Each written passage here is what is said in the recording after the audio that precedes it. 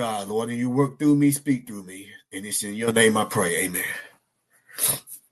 I'm going to try to be real quick. This is actually supposed to be a sermonette. And what I had something else. But I think this came to me about 9 o'clock last night, so I had to scrap what I had before. But those that have your Bibles, if you would turn to John chapter 18, 28, I'm going to read verses 28 through 38. I may have 3 or 4 passages of scriptures, but I won't be long. John 18, starting at verse 28. Then led they Jesus from Cephas unto the hall of judgment, and it was early. And they themselves went not into the judgment hall, lest they should be defiled, but that they might eat the Passover. Pilate then went out unto them and said, What accusation bring ye against this man? They answered and said unto him, If he were not a malefactor, we would not have delivered him unto thee. Then said Pilate unto them, Take ye him and judge him according to your law.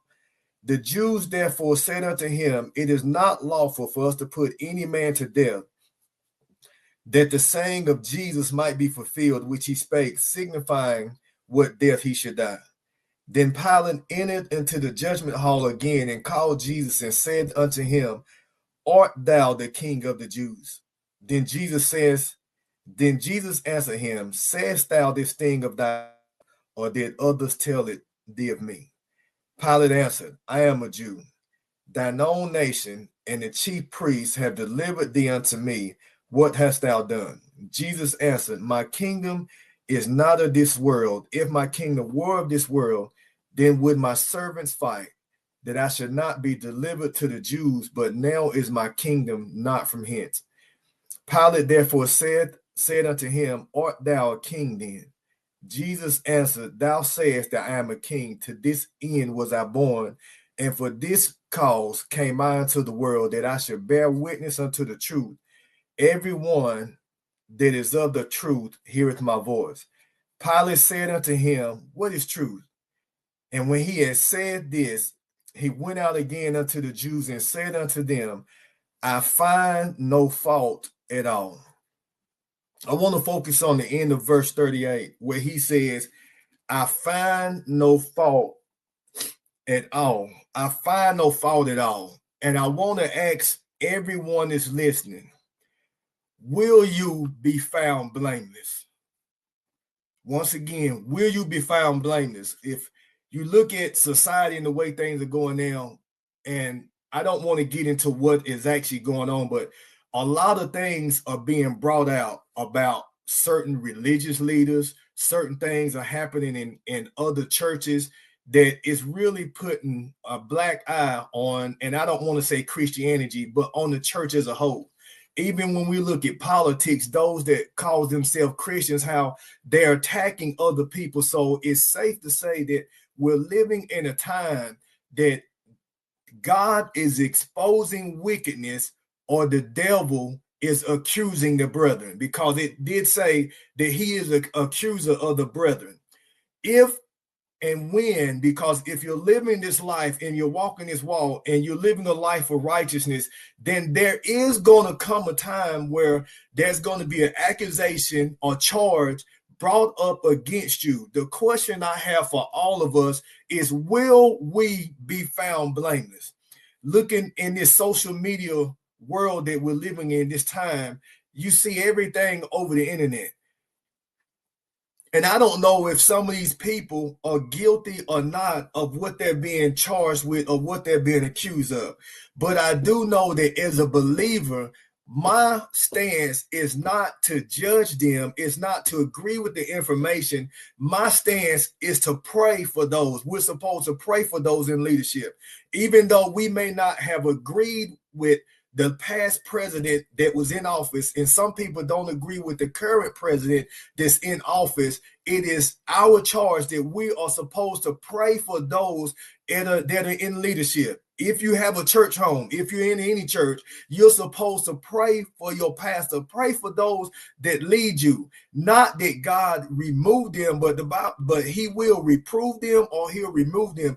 Pray for them that they conform into the image and the likeness of Christ. Because what we don't realize is when we expose wrongdoing in some, you're not hurting that individual. You're hurting those innocent ones that looks up to that person, that's following them.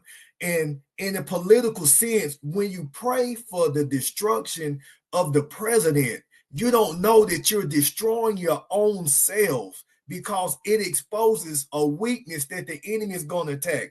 Everything that's going on in ministry in these churches, if it is happening the way it's happening, you're destroying innocent people that is following that individual.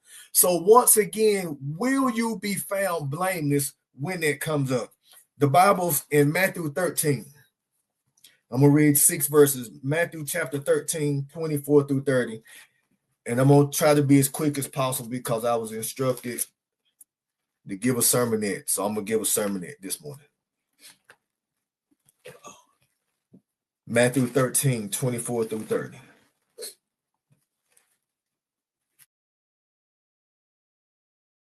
Y'all forgive me. I'm getting there. Turn more than one page at a time, I'll be all right. All right. Matthew chapter 13, verses 24 through 30. Another parable put he forth unto them, saying, the kingdom of heaven is likened unto a man which sowed good seed in his field. But while men slept, his enemy came and sowed tares among the wheat and went his way. But when the blade was sprung up and brought forth fruit, then appeared the tares also. So the servants of the householder came and said unto him, Sir, didst thou not sow good seed in thy field? From whence then hath it tares? He said unto them, An enemy has done this. The servant saith unto him, Wilt thou then we go and gather them up? But he said, Nay, lest while ye gather up the tares, ye root also the wheat with them. Let them both grow together until the harvest. And in the time of harvest, I will say to the reapers, Gather ye together first the tares, and bind them in bundles to burn them, but gather the wheat into my barn. As followers of Christ, it is up to us not to expose those people. We expose the sin. We're supposed to address the sin. In Galatians 6 and 1 and verses 1 through 2 basically tells us that if we see a brother or sister that's been overtaken in a fault, the Bible tells us that ye which are spiritual restore such a one. It's not up to us to tear them down, to destroy them, to talk about them, to stab them in the back, to put their stuff on Front Street. That's what we do in the church, and that used to be like that. When you see a brother or sister going through, ye which are spiritual restore such a one. The word spirit, the word spiritual, ye which are spiritual, restore such a one. Spiritual comes from the Greek word, is actually pneumatikos, which is to regenerate. To regenerate comes from the word psychikos, which is mean a higher or renovated nature. Regenerate, higher or renovated nature. The reason I want to focus on those, to regenerate or a higher or regenerated nature. The word tells us, and I always like to quote this, to be not conformed to the things of this world, to be formed by the renewing of your mind. It means to be non-carnal. Ye which who are not a carnal nature, go to that brother or sister and restore such a one.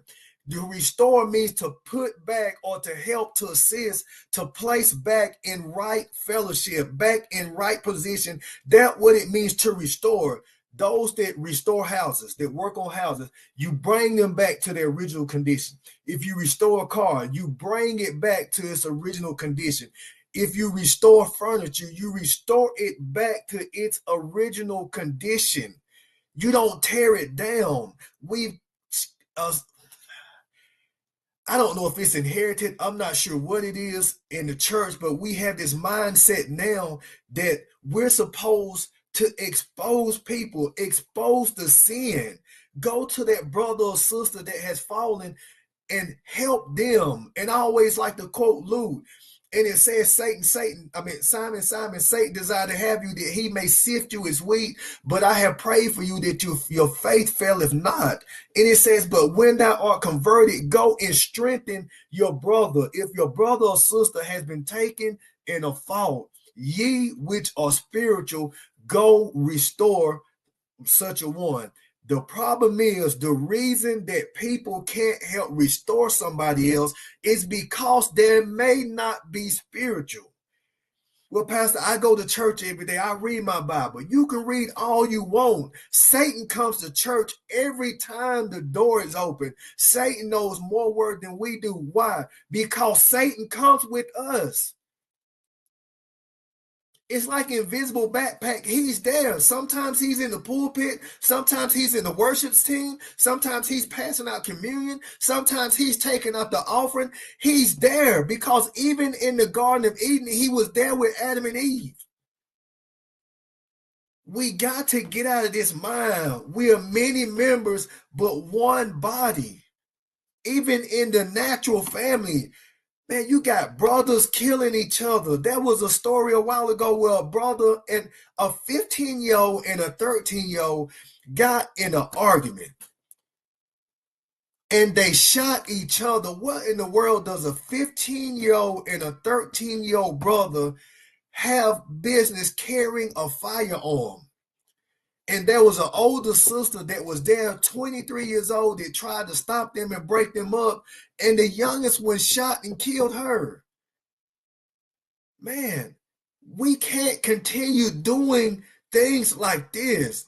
And it's up to the parents that we should be in position for that stuff not to even happen in our families. But we get upset when people call it out. Well, if you don't call it out, then how can things change? Be the example that you want to be, but sometimes being an example is not easy. Sometimes being an example is saying those things that people don't like. It's time for the church to make a difference. We can't keep going this way. And I want to say this on record. If I had said anything that offended anybody, I apologize because that's not my intention. But I'm going to tell you what the word says. I'm not going to give you my opinion. I'm going to tell you what he says. And